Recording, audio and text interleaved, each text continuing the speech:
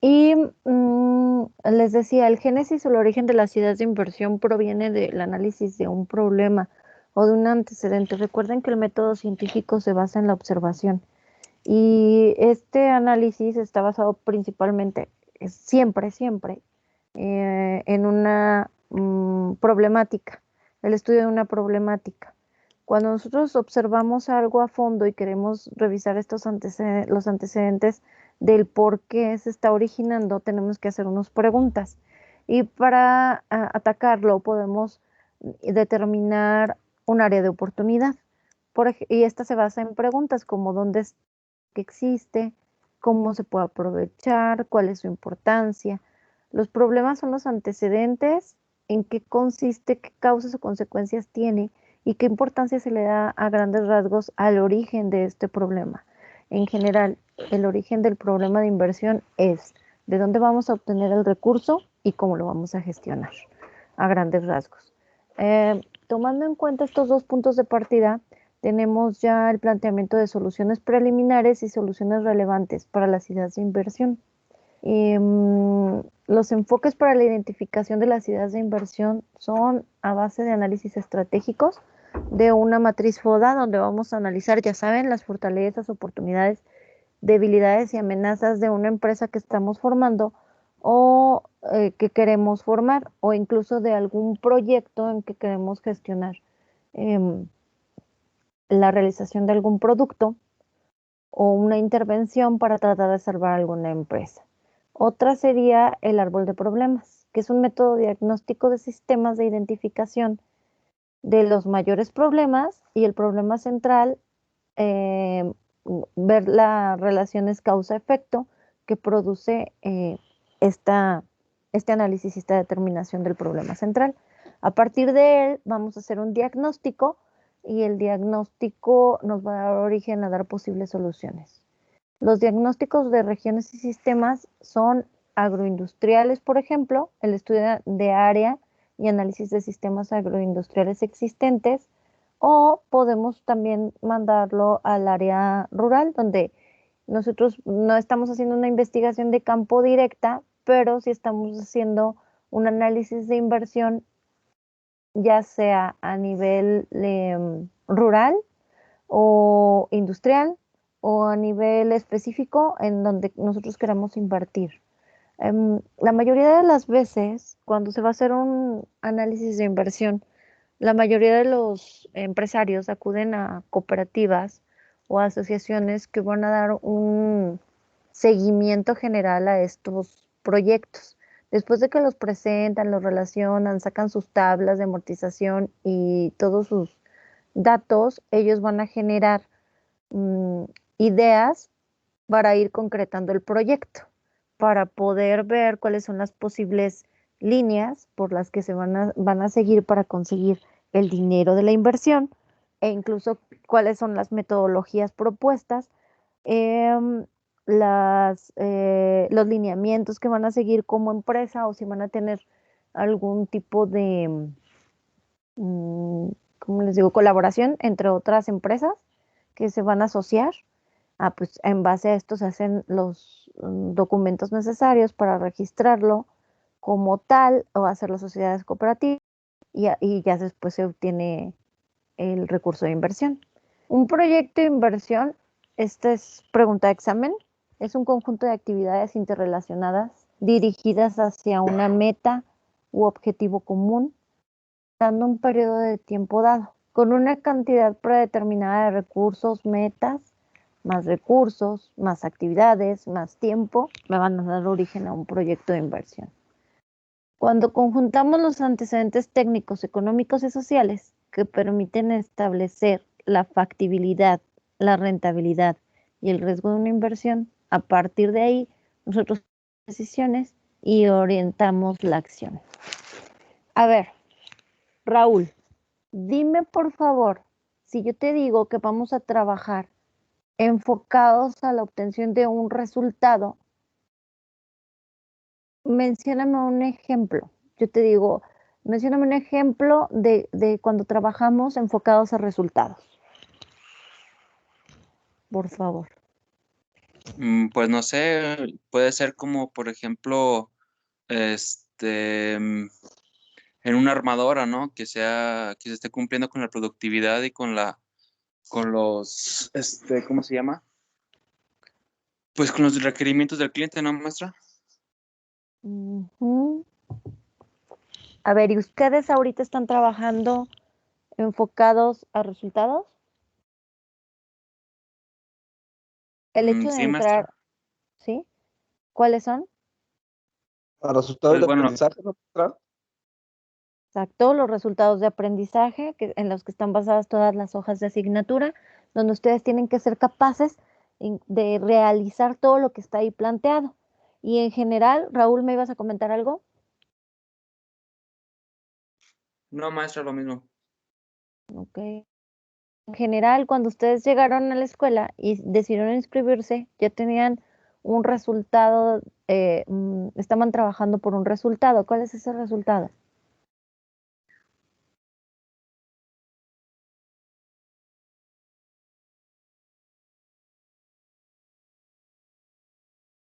¿La obtención de qué? ¿Me pregunta a mí o a quién? A quien ¿El quiera título? contestar. Del título, exactamente, la obtención del título. Si vamos a hacer un análisis de un proyecto de inversión, ¿cuál será el trabajo en el que estamos enfocados?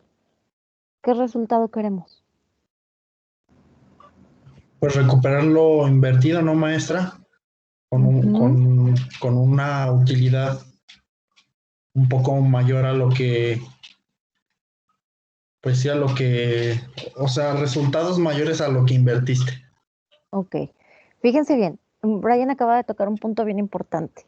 Todos los proyectos de inversión, cuando están enfocados a duplicar la inversión, están siendo muy ambiciosos. Y para que un proyecto de inversión sea exitoso, tiene que tener en cuenta que con recuperar el 33.3% ya es un proyecto exitoso, porque está sacando más de la mitad de la inversión.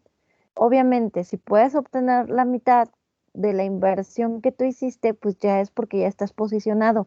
Pero para aclientarte y para tener un buen resultado, es necesario que tomes en cuenta que un 33% es una ganancia que te permite recuperar tu capital y que todavía te da más de la mitad del doble más de la mitad, perdón, de tu capital para que lo vuelvas a invertir y crezca ¿sí? Entre los puntos importantes para hacer una inversión hay que tomar en cuenta eso, el 33% de ganancia es muy bueno y que para recuperar las ganancias por lo menos tiene que pasar de 1 a 2 años para que este proyecto sea redituable y que puedan gastarse esas ganancias para que estén capitalizados, ¿ok? La utilidad de los proyectos de inversión es una toma de decisiones eficiente, donde se minimiza el riesgo y se disminuyen los costos. Ah, muchas veces creemos que a mayor costo, mayor ganancia, y no es así. Acuérdense que de los principios de Lean, nosotros tenemos que recordar que si reducimos desperdicios, obtenemos mejor ganancia.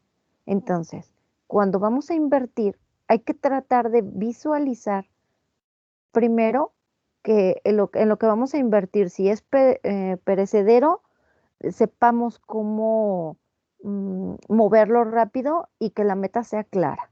No sé si ustedes checaron el día de antier, me parece. No, no recuerdo si antier o ayer. En las noticias en la mañana salió un reportaje sobre Lady Roscas de Reyes. ¿Sí lo vieron? ¿No? ¿Nadie? Sí, maestra. Sí, ok. Sí, maestra, sí salió. Ok, ok. ¿Se fijaron lo que hizo? La señora tenía dinero guardado en su casa. Las roscas estaban en cierto lugar a 99 pesos. Fue y las compró y compró 300 roscas. A mí me hubiera dado miedo. En un principio, si lo considero así, o sea, tendría que estar bien convencida de que iba a hacer lo que hizo la señora, porque fue muy estratégico. Con el tráfico que había en la ciudad, a pesar de que es pandemia, que no todos están trabajando.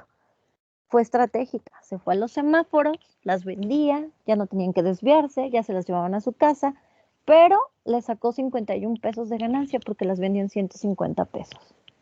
Y todas las terminó, ¿eh? Todas.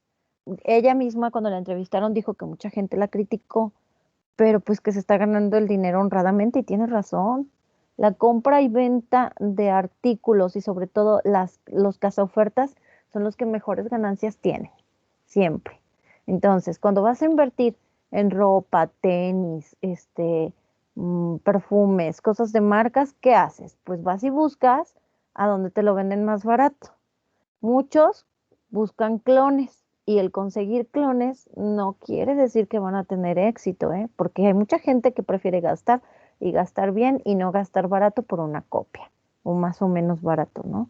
Este, entonces buscas ciertos lugares donde lo vas a conseguir y donde te va a permitir tomar una decisión objetiva, como nos dice la diapositiva, porque voy a saber que lo que estoy vendiendo es de calidad, que yo lo conseguí a un precio de oferta y que puedo venderlo para que me deje una ganancia. Y ahí no necesariamente voy a ganar el 33%, ahí puedo ganar el doble de lo que me costó una prenda. Por ejemplo, la tienda de H&M de Altaria, en Estados Unidos, bueno, aquí un suéter cuesta aproximadamente 300 pesos, 350 pesos, de los más baratos, ya cuando están en oferta. Allá lo consigues de 2 a 5 dólares y son los mismos. De hecho, mucha gente dice que la ropa allá, incluso en Walmart, tiene mejor calidad que la de Walmart de aquí, porque están hechos de diferentes maquilas y otras cosas. Entonces, mucha gente va a comprar ropa a Estados Unidos y la revende acá. ¿Por qué? Porque pues la calidad es diferente, porque se consiguen ofertas más grandes. Hay que saber cuándo. Tienes que ir entre enero y febrero, entre junio y julio y agosto, y es cuando consigues de mejor oportunidad. Hay que visualizar bien a dónde vamos y qué es lo que queremos comprar, ¿ok? La comparación sencilla de diferentes opciones de inversión. Si me voy a basar en vender artículos o perecederos o suministros de comida, tengo que ver alrededor de mí qué hay para no vender lo mismo. Eso es esencial, sobre todo en el área de comida. ¿Sí? Porque como quiera, cuando vendes ropa, zapatos y pues son otros giros, son otros gustos, son otras marcas que puedes abastecer. Pero cuando una señora vende gorditas y del otro lado pones otro puesto de gorditas, pues ya es una competencia directa que no te va a dejar avanzar rápidamente. Entonces tienes que ver otra cosa que te permita innovar. Permite prever los problemas administrativos y de organización que pueden presentarse durante la ejecución y ver la oportunidad para la formación de los recursos humanos, la gestión de los recursos ante instituciones diversas. Hay que ver cuánta gente necesito, error, contratar personal, error, a menos de que ya estés visualizando crecer a un cierto plazo y que tengas el dinero para invertir, rentar un local, ver el área donde vas y desde un principio ver a quién le quieres vender. Porque es un error poner una tienda o un bar donde la entrada cuesta muy cara, donde las bebidas son sofisticadas, en un lugar donde no te lo van a pagar. O donde vas a vender ropa de marca en un lugar donde no te lo van a pagar. Primero hay que analizar bien la zona, ¿ok? O dónde lo vamos a invertir. Si no vas a hacerlo así y vas a repartir o vas a vender por redes sociales, etcétera, pues hay que ver también, ya hasta las redes sociales delimitan el mercado al que quieres llegar. Los tipos de proyectos vinculados para el desarrollo rural son, esta es una pregunta de examen también, ¿eh? Tipos de proyectos vinculados para el desarrollo rural. El desarrollo productivo, la infraestructura, diversificación productiva, integración en cadenas productivas, la integración vertical en base a estas cadenas productivas o las alianzas estratégicas y la conservación de recursos naturales y de servicios, ya sea de abasto, a la producción, a la comercialización o financieros, de transformación o de conservación y comercialización de productos. ¿Ok? Y este es el ciclo que tiene que tener un proyecto. Voy a subir ahorita esta presentación, pero son puntos importantes. Por ejemplo, en el examen yo les voy a preguntar, ¿cuál es el perfil de estudios de prefactibilidad o qué factores tiene que incluir para saber que yo voy a hacer un proyecto a base de fuentes por concretar? Y si yo me fijo cómo está estructurado el cuadro, dice que este perfil tiene que tener factores limitantes como el mercado, la organización, la tecnología, el abasto y el financiamiento. Y las ideas o obstáculos son el estudio de la factibilidad, la definición de estrategias y diseño y la organización de mercado, de abasto, la ingeniería, la organización administrativa, el análisis financiero, la evaluación y el riesgo. Entonces, la respuesta a lo que yo les pregunté es que este tipo de estudio tiene que incluir la factibilidad y los factores limitantes para el proyecto, ¿sí? Y luego aquí dice que todo tipo de proyecto debe de implementar una ingeniería de detalle, donde vamos a ver los estudios técnicos, la obtención de permisos y la firma de contratos, perdón. En el cuatrimestre anterior, cuando ustedes desarrollaron su proyecto, vieron parte de esto. Estudios técnicos precisos, ustedes desarrollaban todo el proceso, tal cual, cómo iba a ser, qué le hacía falta, qué generaba, a dónde querían llegar. Y permisos, patentes, registros de marcas, etcétera, etcétera. ¿Sí me explico? Ah, y también cuando decidieron formar sociedades cooperativas, porque eran equipos de 5, cómo iban a ganar, quién invertía más. A esto se refiere, cómo se va a implementar. La inversión es la aplicación de los recursos en las actividades planteadas. Pregunta de examen, ¿qué es inversión? Ya la inversión puesta en marcha pasa por pruebas y por adiestramiento para el personal y para los directivos de la empresa. Y hay que hacer una retroalimentación constante para ver cómo va la operación del proyecto, identificar las ideas de inversión, a ver si las estamos cumpliendo, la identificación de los problemas y las oportunidades en donde podemos reforzar el análisis de las acciones a realizar. ¿Ok? Hasta aquí. ¿Alguien tiene alguna duda?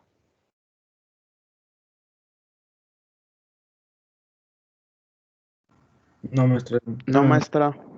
No, ok, bueno, voy a dejar de compartirles esto porque tenemos que pasar ahora a analizar el concepto de Big Data. Y para ello les voy a poner un videíto para que no se me aburran escuchando nada más la voz de la maestra. Dicen bien el videíto, captan las ideas principales porque es importante para la actividad que vamos a realizar.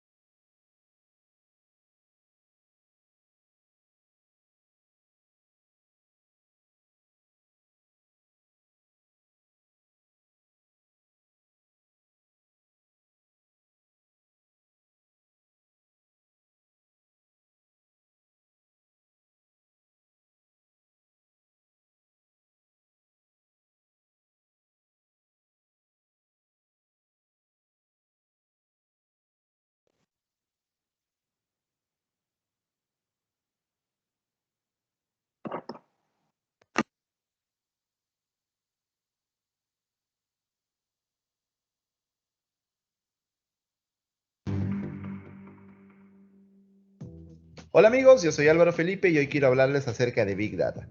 Para eso quiero contarles una pequeña historia. Él es Carlos, él es panadero, hace pan, hace buen pan, entonces le va bien, tiene buenos clientes. Sin embargo, él quiere que su negocio crezca, así que como todo buen emprendedor empieza a leer sobre marketing, sobre negocios, sobre gestión, lo que todo buen emprendedor debería hacer, leer todos los días. Así que de esta manera él comprende que debería guardar los datos de sus clientes para poder tener mejores relaciones, informarles cuando hay descuentos, ofertas, nuevos productos, eventos, etc. Ok, pero como él no sabe mucho de tecnología, los guarda en un documento de texto. Pero no tienen una estructura. Para un cliente le pone primero el apellido, luego el nombre, al siguiente cliente le pone primero el nombre, luego el apellido, a otro cliente le pone primero el correo, luego el apellido, luego la fecha de nacimiento. Todo es un desorden, mayúsculas, minúsculas, una locura. Pronto él mismo se da cuenta de que esto no es eficiente, demora mucho en encontrar una información porque todo está desordenado. Así que leyendo se entera que es mejor guardar todo esto en una hoja de cálculo porque ahí ya hay un orden, hay filas y columnas. Entonces en la columna 1 pone el nombre, en la columna 2 el apellido, en la columna 3 el teléfono celular, etc. Todo está mucho mejor. Pero un día conoce a un señor llamado Alexis Lozada. Y Alexis Lozada le dice: esto no es una base de datos, esto es una hoja de cálculo. Tú necesitas una base de datos, Carlos. Entonces Carlos le dice: oye Alexis, yo he escuchado que Access es una base de datos, entonces muevo mis datos a Access. Y Alexis se enoja muchísimo peor y le dice: Access no es una base de datos, tú necesitas una base de datos, yo me encargo. Entonces Alexis diseña una base de datos que lo pone feliz y también pone feliz a Carlos, obviamente. Mejórate, Alexis, hay bastantes bases de datos esperándote. Entonces Carlos ya tiene sus bases de datos, pero pronto se da cuenta que la información viene de muchos lugares aparte de esta base de datos. Los correos electrónicos que comparte con sus clientes, los mensajes que envía y recibe por las redes sociales, la información de sus ventas, la información de lo que le paga a sus empleados, la contabilidad en general, ¿no? Los datos de sus proveedores, qué proveedores tiene, qué productos le traen, cuánto les pagan, qué fechas vienen, qué créditos tiene, etc. La información de analíticas de su sitio web, cuántas visitas tiene, cuánto tiempo se quedan, de dónde lo están visitando, cómo llegan a su sitio, la información de su inventario, la información de los registros de su negocio, una gran cantidad de información que hace que en algún momento Carlos se quede así, sin saber qué hacer con tanta información. Ahora, Carlos es un pequeño empresario y ya está sintiendo que hay mucha información, pero también se da cuenta que si él fuera capaz de centralizar toda esa información que viene de diferentes fuentes y trabajarla como una sola información, es decir, saber que este cliente que me escribió por Facebook es este con el que tuve conversaciones por el correo electrónico y es este que tengo en la base de datos que me ha comprado este y este producto, de esa manera puedo definir el comportamiento de este cliente, pero obviamente están todos los datos por diferentes lugares y es muy complejo. Ahora imagínate el reto que tiene que asumir una gran empresa, un banco, una cadena de supermercados, una tienda por departamentos que tiene locales en varios países, una empresa de software con clientes a nivel mundial, una empresa de telecomunicaciones, etc. ¿Cuánta información ellos manejarán? Enormes cantidades de información que también están repartidos por distintos lugares. Esta es la esencia del Big Data. Pero antes de explicarte qué es Big Data de manera técnica, hablemos de la terminología. De esas palabras que vas a escuchar en el mundillo del Big Data, y es bueno que tú las conozcas. En primer lugar, los datos no estructurados. Son aquellos que no tienen una estructura definida, como Carlos poniendo los datos de sus clientes en un documento de texto y poniéndolos como caigan. No tienen una estructura. Sin embargo, igual son datos, igual es información importante. Tú dirás: sí, pero tú pusiste el ejemplo de Carlos porque él era un principiante en la tecnología. Nosotros no lo vamos a hacer. Nosotros siempre estructuramos nuestra información. Falso. Cuando envías un correo electrónico, el cuerpo de ese correo son datos no estructurados, a pesar de que hay información muy importante ahí. Documentos de texto, conversaciones por Slack, toda la información que guardas en tu sistema de gestión de proyectos, ya sea Asana, Trello, Jira, Wrike, etc. Todos esos datos no estructurados y son datos importantes de tu empresa. Además, tenemos los datos estructurados, que son los datos que ya se diseñan, como el ejemplo de Carlos pasando sus datos a una hoja de cálculo. Tenemos luego la base de datos. Llega Alexis y dice: tenemos que hacer una base de datos. Este es un conjunto organizado de información, de datos estructurados, y existen los motores de base de datos, que es software que permite almacenar, procesar y extraer la información de estas bases de datos. También tenemos el término on-premise, que se usa para referirnos a las empresas que guardan sus datos e infraestructura en local, es decir, en sus propias oficinas.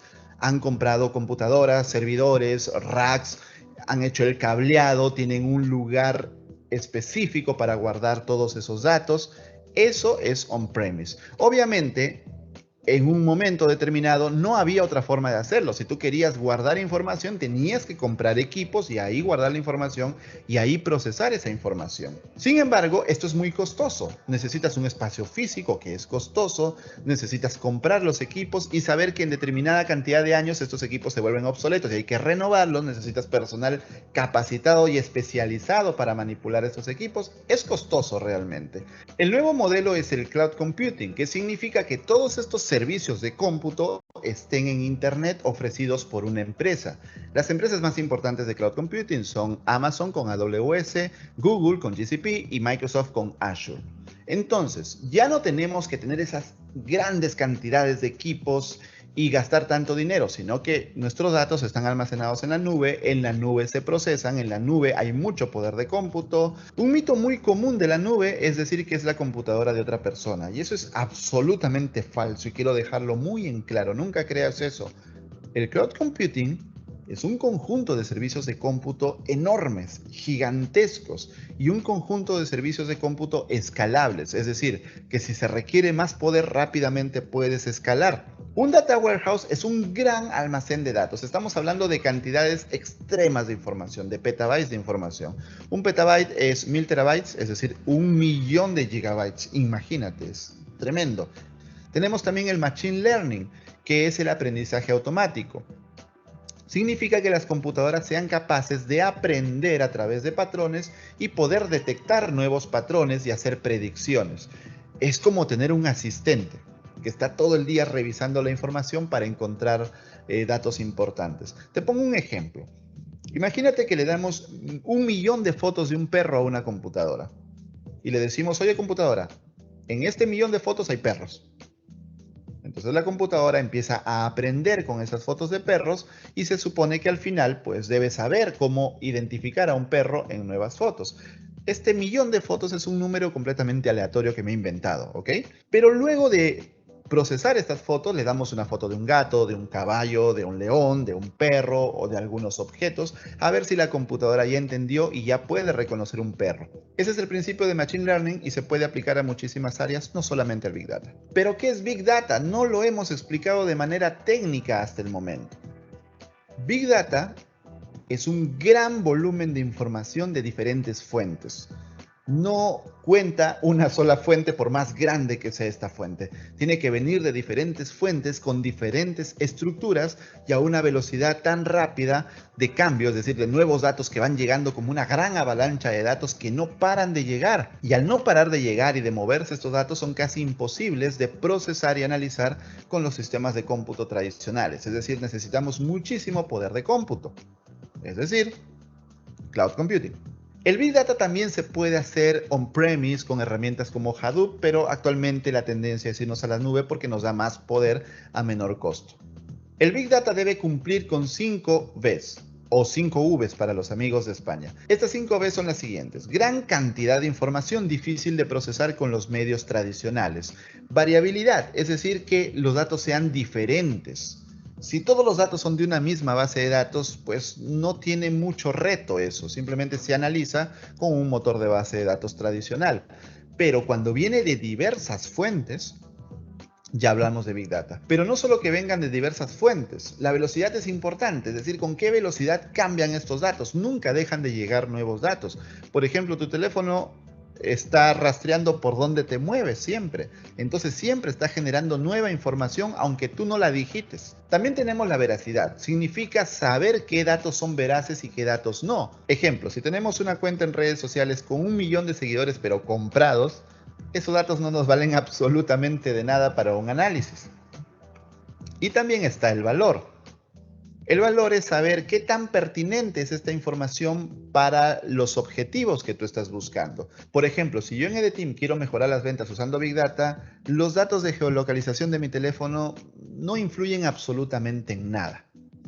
Entonces no son datos de valor para este análisis. Seguramente te estarás preguntando, si los datos vienen de muchísimos lugares, ¿cómo podemos analizarlos como si fueran una sola fuente? Para eso tenemos un proceso llamado ETL. La primera fase es la fase de extracción, que es cuando nosotros capturamos los datos de todas esas fuentes y los centralizamos. La segunda fase es la fase de transformación, cuando nosotros estandarizamos los datos. Como han venido de diferentes lugares, hay que darles un estándar, algo llamado data cleaning, limpiar los datos para que parezcan de una sola fuente. Obviamente hay que escribir un modelo, un algoritmo para limpiar esos datos, aunque también el Machine Learning nos podría ayudar en esta etapa. Y luego el load. El load es la carga de la información. Es decir, ya extrajimos los datos, ya los limpiamos y ahora hay que cargarlos o guardarlos en un data warehouse para su posterior análisis. Hasta este momento estamos hablando de datos, muchos datos, limpiar los datos, analizarlos, pero ¿para qué? ¿Has escuchado tal vez esta frase de que los datos son el nuevo petróleo? Que empresas como Google o como Facebook hacen millones con nuestros datos. Sí, todos lo sabemos, pero ¿te has preguntado algún día cómo? ¿Cómo Google o cómo Facebook transforman estos datos en dinero? Está el dato acá y está el dinero acá. ¿De qué me estoy perdiendo para convertir este dato en dinero? Bueno, hablemos del ciclo de vida de los datos y eso te va a ayudar a entender cómo los datos se transforman en dinero. En primer lugar, necesitamos capturar estos datos. Repito, los datos que vienen de diferentes fuentes hay que capturarlos. Sería la primera etapa del ETL, ¿cierto? La extracción. En segundo lugar está el almacenamiento. Se supone que ya se hizo el ETL. Ya capturamos, ya transformamos y ya guardamos en un data warehouse. Ya tenemos los datos guardados, ahora viene la fase del procesamiento y el análisis. Ya tenemos los datos como si fueran una sola fuente, limpios y estandarizados. Ahora toca encontrar patrones.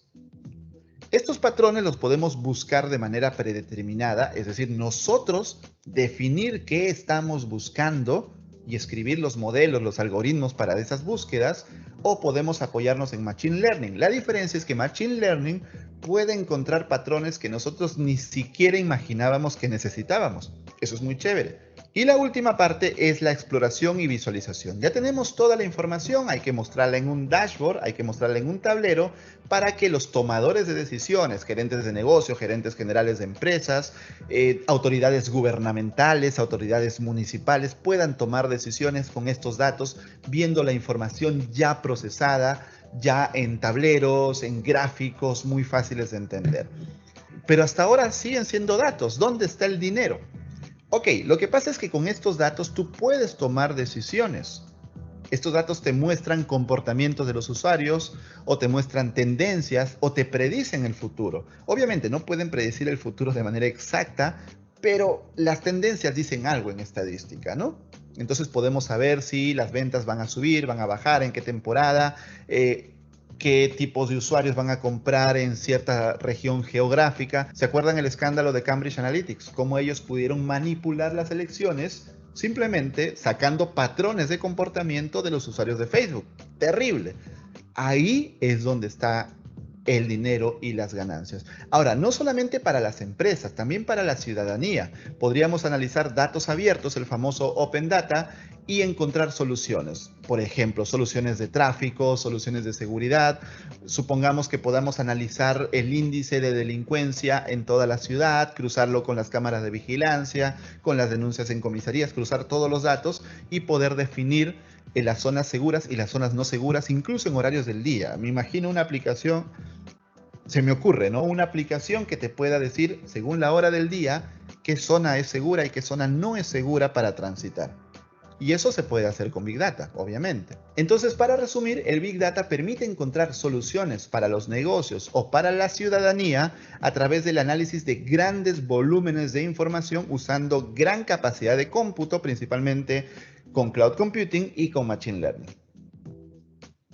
Si quieres saber más de Big Data y meterle las manos en la masa a este tema y no simplemente una presentación hablando del panadero y de ejemplos por encima, sino meterte a las tripas del Big Data, entender cómo se analizan los datos y ver realmente cómo se trabaja, te invito este 18 de mayo en Ciudad de México al EDCAM México 2019.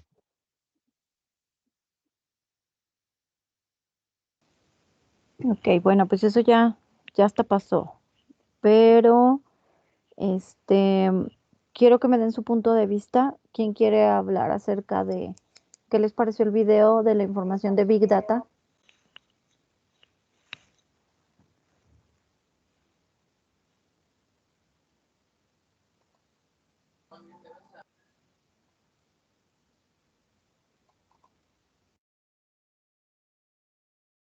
Pues en mi caso, se me hace muy interesante, Miss. Hay un nuevo documental en Netflix. Ahorita no recuerdo el nombre, pero creo que es algo como de no te metas con las redes sociales. Y ahí te habla exactamente de cada vez que nosotros estamos en redes sociales, y yo creo que a todos nos ha pasado. Yo no sé, estoy buscando artículos para mis perros en Google, y cuando me meto a Facebook y a Instagram, lo primero que me sale son páginas de artículos para perros.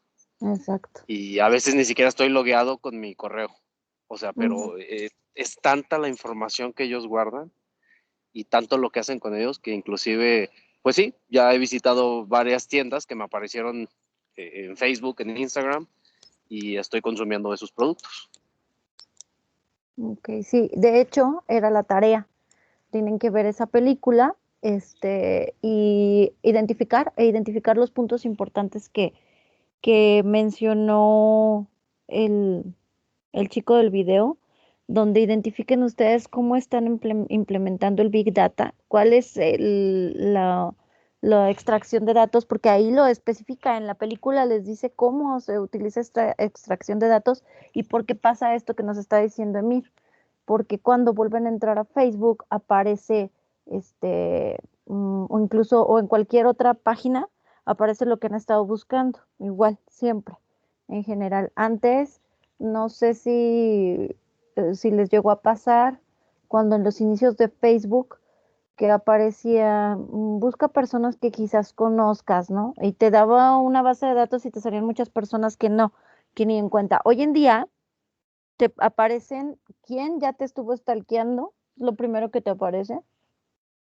Y antes, no podías ni siquiera ver eso. Hoy en día, en Facebook hay una pestaña donde dice que si quieres que sea público todo lo que buscas o que nadie vea.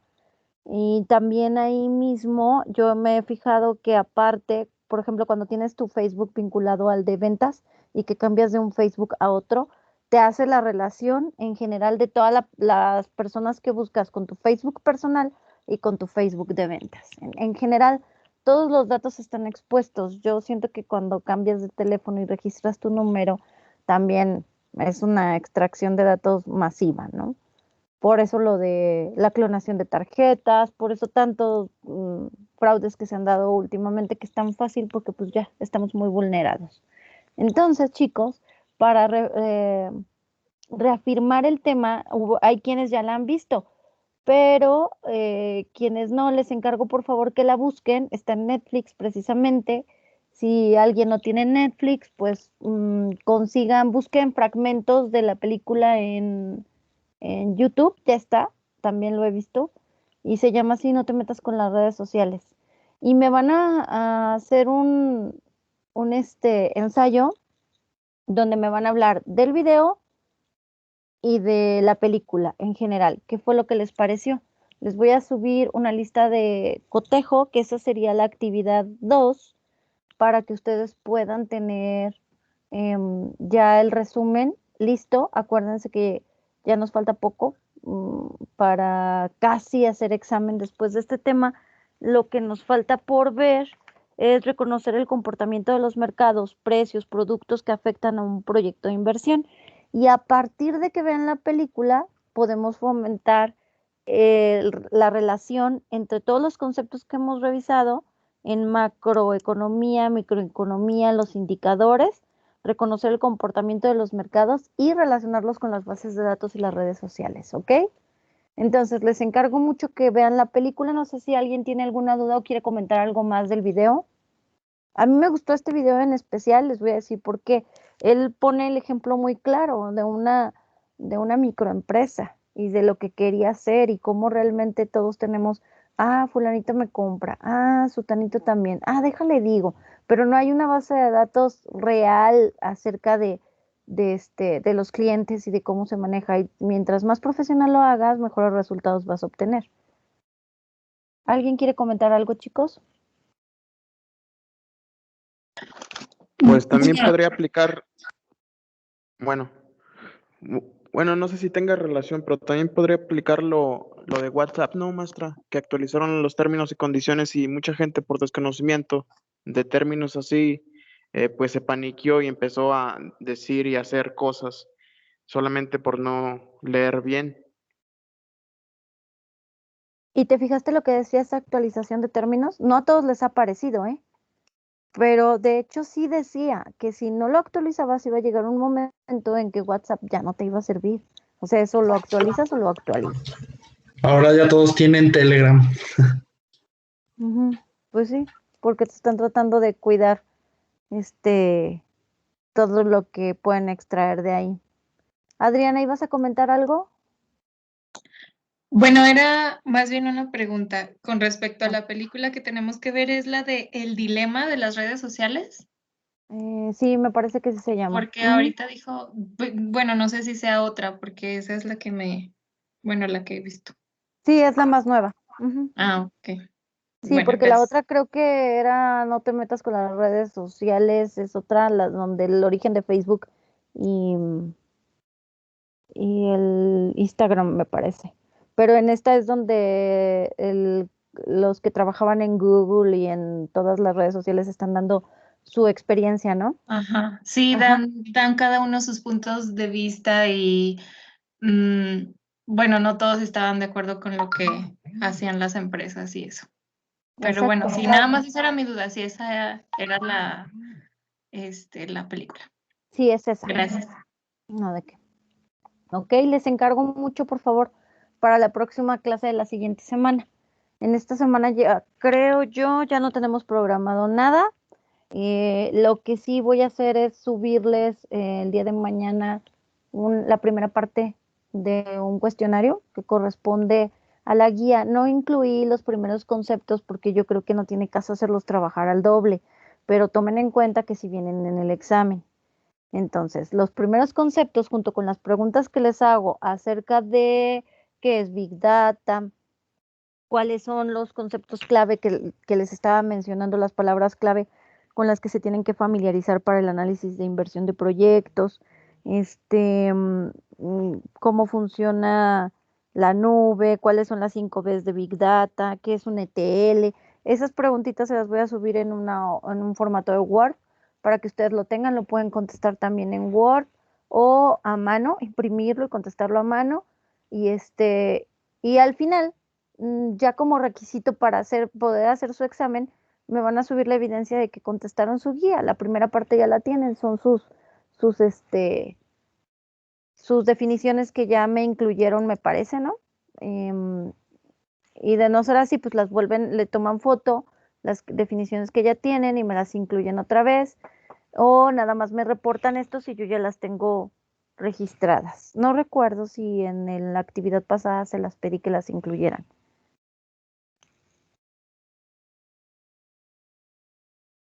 ¿No? Sí, maestra, ya. ¿Ya? Bueno, Ok. si es que las escribieron en la libreta o como las hayan hecho, pues tenemos que ponerlas en Ok. la Es que tarea. no he podido revisar nada. Voy a revisar hasta mañana en la mañana. Entonces ya reviso, les regreso los trabajos con la retroalimentación y registro de una vez la primera parte de la guía. Y ya esta segunda, pues para que lo vayan teniendo, tienen hasta un día antes del examen para subir esa actividad de la guía. Por lo pronto, para lo del ensayo, pues vayan avanzándole si quieren y lo van concretando. No hay ninguna otra actividad aparte después de ver el video, más que la tareita que tienen así de todo el fin de semana hasta la siguiente clase, el próximo miércoles, para que vean y analicen la película y puedan argumentar bien su ensayo.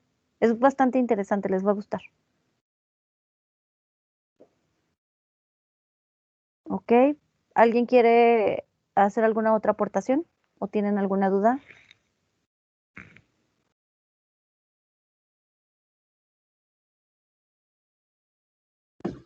No, maestra, todo bien. Ok. Pues si no hay nada más que agregar, sería todo por hoy, chicos. Que tengan bonito fin de semana, que descansen y estamos en contacto, ¿ok? Muchas gracias, maestra. Gracias, No maestra. se Gracias, dejen- maestra. Adiós. Bye, no se dejen acumular las tareas, ¿eh? Vayan avanzando. Bye, maestra.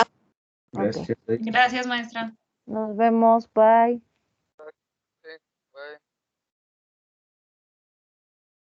Gracias, Miss. Bye. Buenas noches, maestra. Gracias, maestra. Buenas noches.